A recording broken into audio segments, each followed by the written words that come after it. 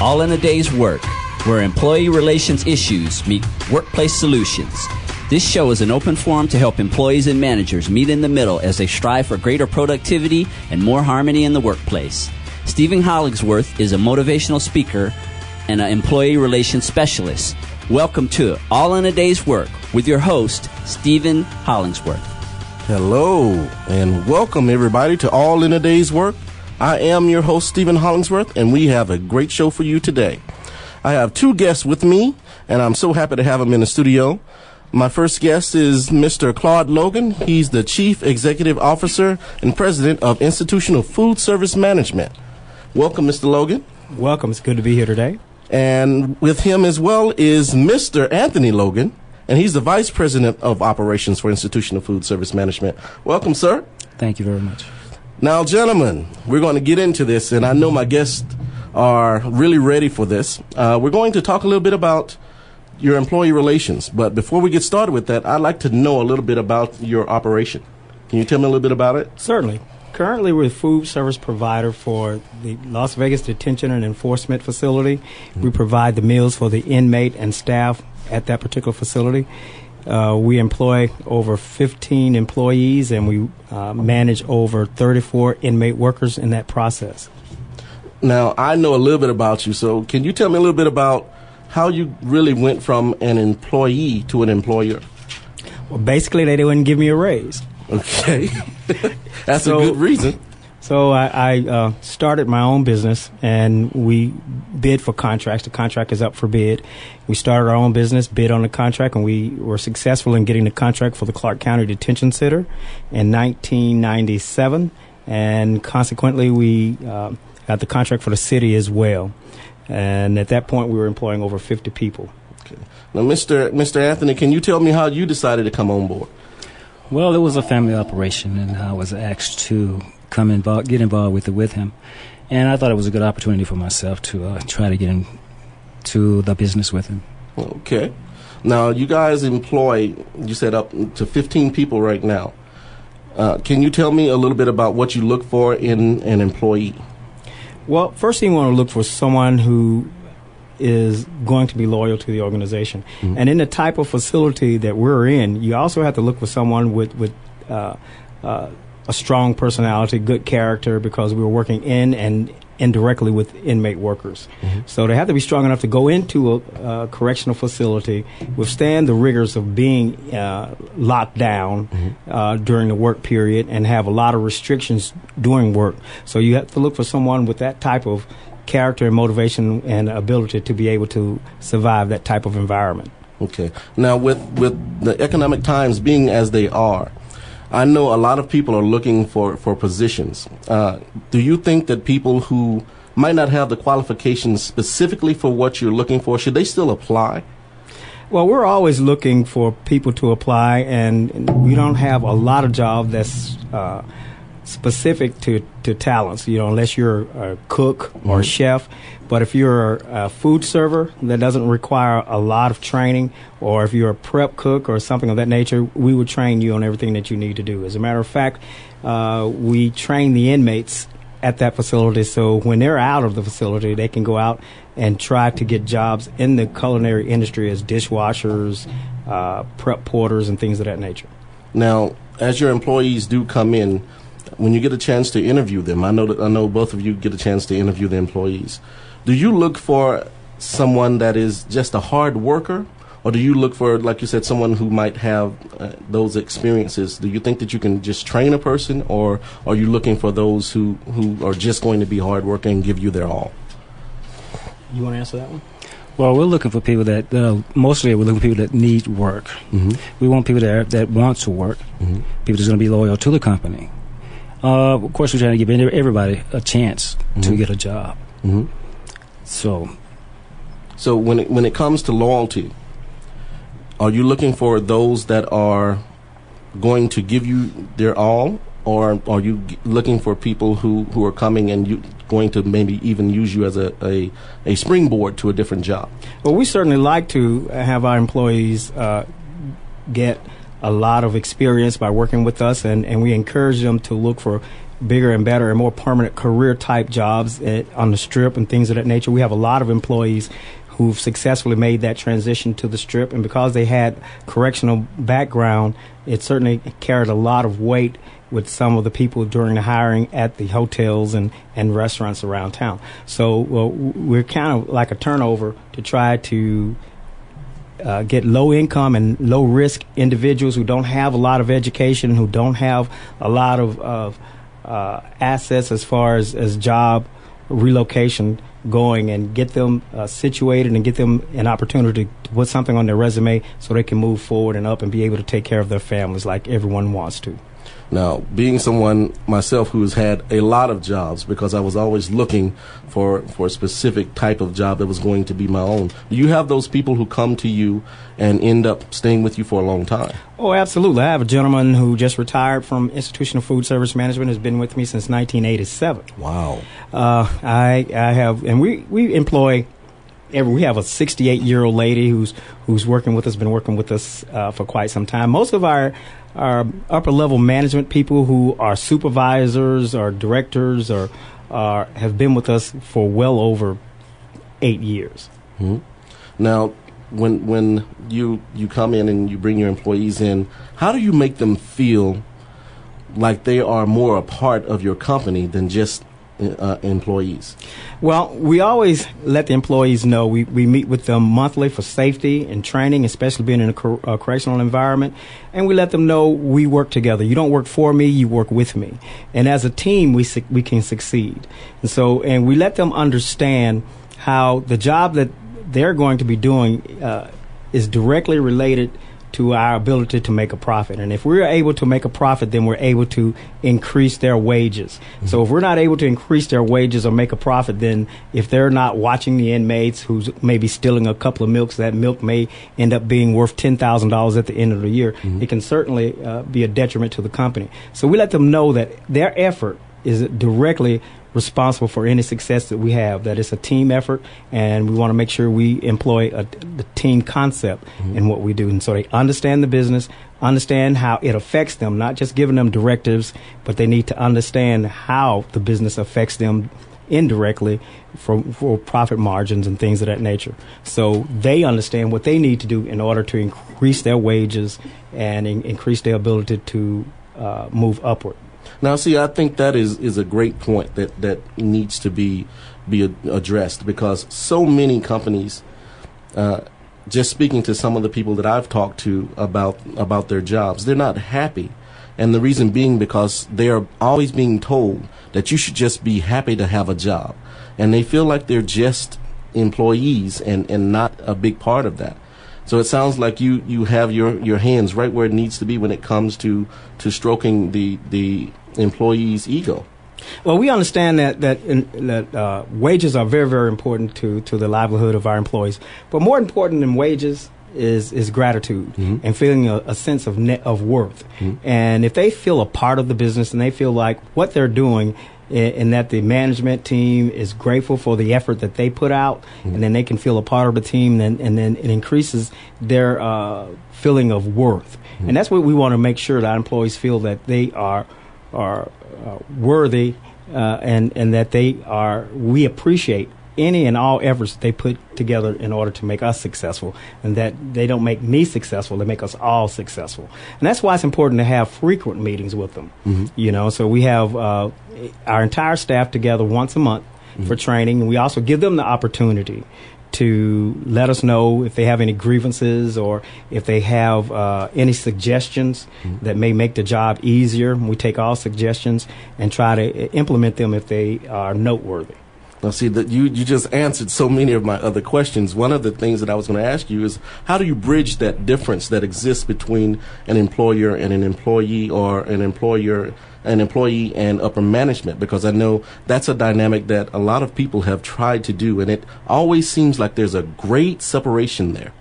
Well, see, for me, it is, even dealing with inmate workers, is to make them understand that they're part of the team, and that their contribution is part of the entire picture. And once you make them understand, that their effort is appreciated, and then how it makes everything successful, then they begin to want to be successful. You can't make them be successful, but you can get them the motivation to want to be a success. Okay. Now, also, I know that there's either a who you know or a what you know. Now, would you say that your company is one that deals more with what the person knows as opposed to who they might know? Certainly, what they know. I don't really care who they know. Because you might know someone that may not mean that you're a person of good character. And so character is important for me. If you're a person of good character, then that's going to go a long way with me. Now, when it comes to, you said you take their suggestions on different things. Have you had any employee that has come to you and just had an idea that was great, but it wouldn't be great for your specific company? Oh, absolutely, all the time. And then we explain to them how and why it won't work in the correctional environment. So then you can't just say, no, we're not going to do that. I want to explain to them why it's not a good situation for our particular company and why it wouldn't work in our particular environment. Okay. Now, when it comes to employee relations, and if someone comes to you with that grievance, or they come to Mr. Anthony Logan with that grievance, how do you go about addressing those grievances? Well, first, we let each employee write their grievance down on our appropriate forms and submit it to their immediate supervisor, who then has to turn it into his immediate supervisor for review. And we then bring all parties in. And we don't like to have he said, she said, or get this side, so we can all get on the same page of whatever the problem is and come up with a solution for the problem so it works for everyone involved. Okay. So let's say a person comes to you and they have a grievance against a manager whom you have a great relationship with.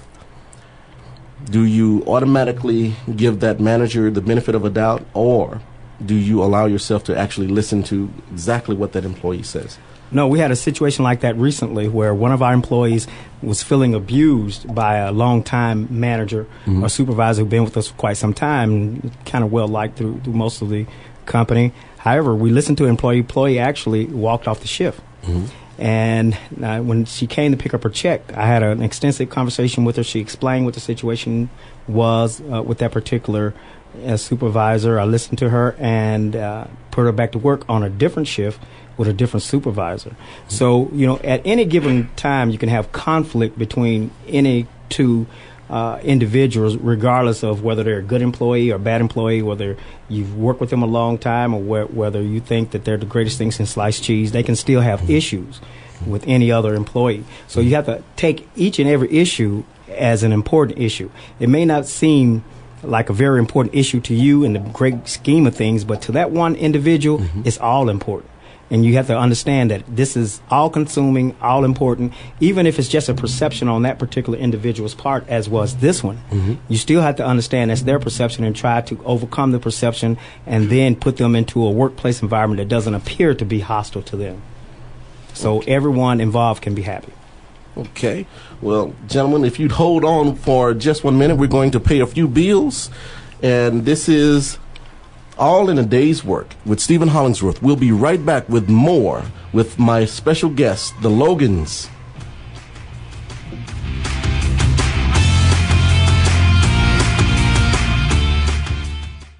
The art of public relations and marketing is creating front-of-mind awareness in your customers through consistent and regular exposure to your message. Whether it's through effective traditional media campaigns, exciting sales copy, captivating social media campaigns, or compelling search engine-friendly web content, Classy Communications PR and advertising can create a positive image of you, of your values, and of the quality product or service you provide. Our stable of professionals are specialists in media and community relations, crisis communications, social media marketing, Hispanic marketing, and public appearance training. With such depth, we can help you with your other communication needs as well. For a free consultation, call us at 702-845-6129 or visit our website, classycommunications.net.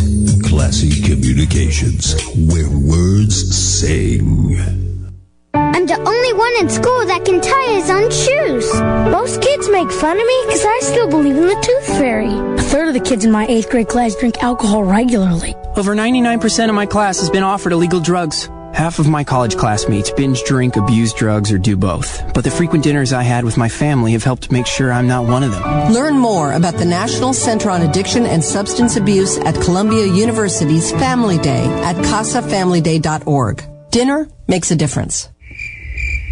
Is this what it's like dealing with your web designer? Do you want a web designer who does it right the first time and is easy to find? Web Design Island is your final destination in branding. Call 612-9900. Once you have arrived on the island, you have access to your web designer for life. Visit Web Design Island and enjoy affordable custom websites, free website maintenance for life with no monthly fees, free real search engine optimization tools for life, purchase one web page at a time, a la carte style, free newsletter service with unlimited email blasts, and much more. Call 612-9900 or visit webdesignisland.com for a wealth of information and a complete list of all our a la carte pricing. Again, that's Web Design Island at 612-9900 or visit webdesignisland.com.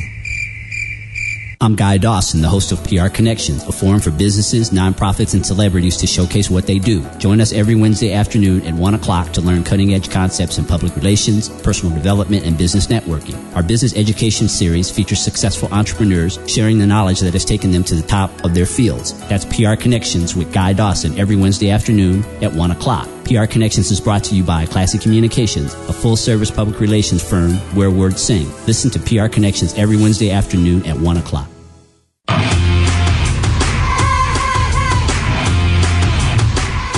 And welcome back to All in a Day's Work. I'm your host, Stephen Hollingsworth, and my guests today are Mr. Anthony Logan, who is the Vice President of Operations for Institution of Food Service Management, and Mr. Claude Logan, who is the President and Chief Executive Officer for Institution of Food Service Management as well. Gentlemen, now the first segment I completely enjoyed, but I got a couple of questions for you that I really would love the answers for. The questions that I have for you would be, well, the first one would be something that I put on my Facebook page. And I asked the employees if when they first got their handbooks, their employee handbooks, did they read them completely or did they wait till there was an issue and then read to see if they had any rights? So when you give your employee handbook, do you stress that they read it immediately? No. What we do is we give them an orientation process and we go over each item page by page. Mm-hmm. So they have a total, complete understanding of what their obligation to institutional food service management is and what their rights and privileges are for institutional food service management. What our benefit program is, that they understand that, that they understand what our holiday situation is, what our sick day policy is, what our harassment policy is. So we go over our handbook in our orientation, and that usually takes a week to get each employee totally, completely orientated to institutional food service management. So and then we have a checkoff system because we have equipment that they may not be trained on. And so it's important that we train them. So in each and every aspect of our employee handbook, we make sure that we go over with them what their rights and privileges are and what their responsibilities are. Then they sign off on that, and that goes into their file. So we know at a later date, it was 6 months or 6 years from now, that you had an understanding of what the situation was, you knew, and you signed off on it.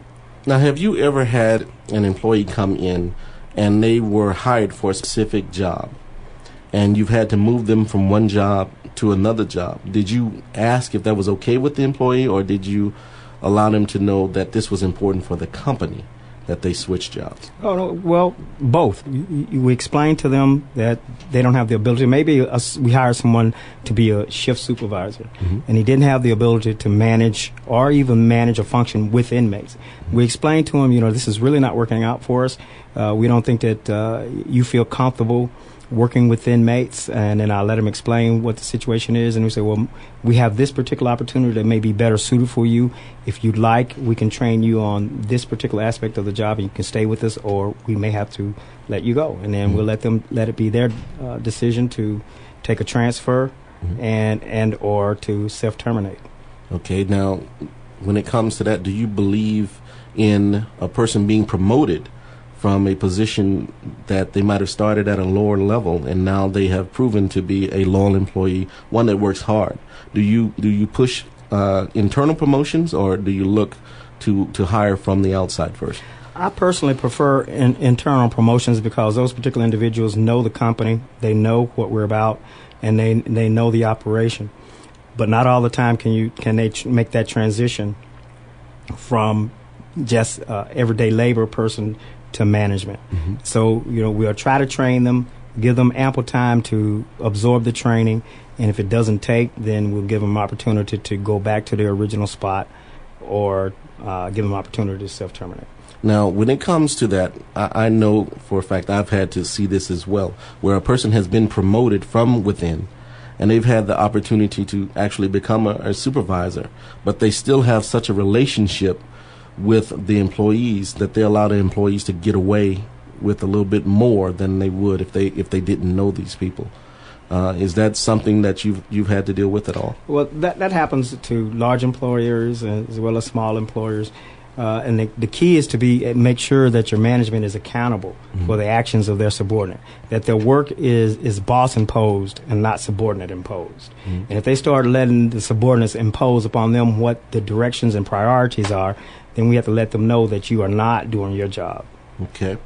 Well, when it comes down to employees and policies, I know that a lot of organizations like for their policies to be followed to a T. But do you think that your policy should be followed to a T, or should it be on a case-by-case basis?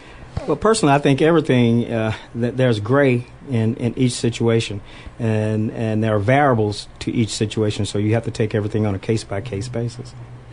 Okay, I'll give you an example of that. I know that I've had a friend who was late for work, and he was told basically that if you were late one more time, you would be terminated. And he was on his way to work on time. Everything's happening the way it was supposed to be, and he had a blowout tire. And even though he made it to work a little late, he still was terminated. Is that the type of policies that you feel like employees should really deal with, or do you think the employer should be able to look past that? I don't think employers should be so rigid on the rules that they can't take specific incidents and make it an example to the rule. For instance, if he could substantiate that he had a blowout that day, or maybe he had to go to the hospital, or maybe there was an accident and he was in traffic, then I think that negates the rule for that particular incident. It doesn't negate the fact that you're always late, and then the next time you come in through no fault of your own, you're just late, then you may be terminated. But given that set of specifics, it does a couple of things for you. If you stay rigid with it, it lets the rest of your employees know, and it tenses them and it demoralizes the rest of your staff. But if they know that you're going to look at each and every particular situation and give them the benefit of a doubt as opposed to just being rigid, then it will keep your entire staff motivated as opposed to being demoralized. Now, some companies might take that and say, I'm just going to make an example of this person. And by making an example of them, it is going to make it hard for anybody else to justify doing that. We don't make examples of people. People are people, and people are your best assets. And you deal with your assets just like they're valuable, because they are. And if you're just going to drive your car off a cliff, then you're not looking out for your asset. And so you take care of your asset as it needs to be taken care of. And so being totally, completely rigid is ridiculous, because then you're not taking care of your assets. And if you don't take care of your asset, you don't take care of your car, it won't take care of you. That's true. That's very true. Now, what do you think when it comes to your employees being happy? Is happiness really something that you think employees should always have? Well, I want them to be content and satisfied on the job and be happy at what they do, and I don't want them to bring their family life into the job site, but we certainly want them to be responsible. And we also want to look at what's going on with them. We try to watch our employees and see if they have any issues that we might need to stop them for a minute, especially because of the type of environment we're in.